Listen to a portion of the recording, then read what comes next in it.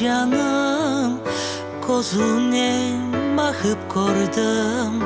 Denişe bu dünya tek senin yanında.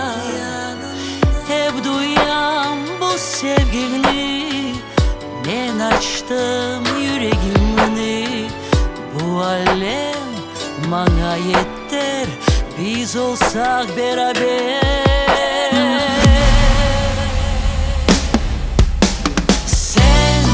Sen Allah'tan yollandın ömrüme, seni güzel en aydın mucize. Canım rahat sen tutsan elimden. Canım er bir yolum kediredek sana. Dünya güzel tek senin yanında. Sen tam ettin beni bu hayatta.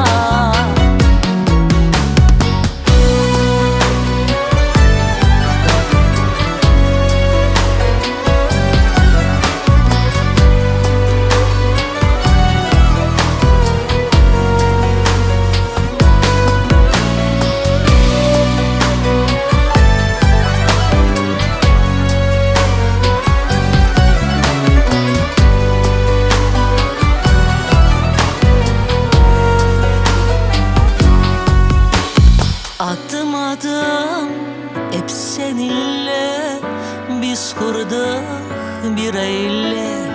Tek senin bu dilim, ah benim sevgilim.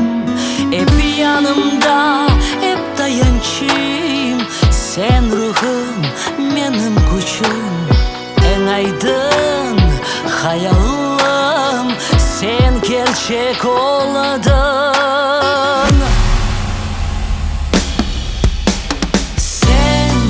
Sen Allah'tan yollandın ömrüme, seni güzel en aydın mucize. Canım rahat sen tutsan elimden.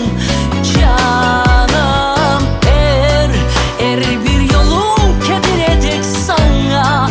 Dünya güzel tek senin yanında. Sen tam ettin beni bu hayatta.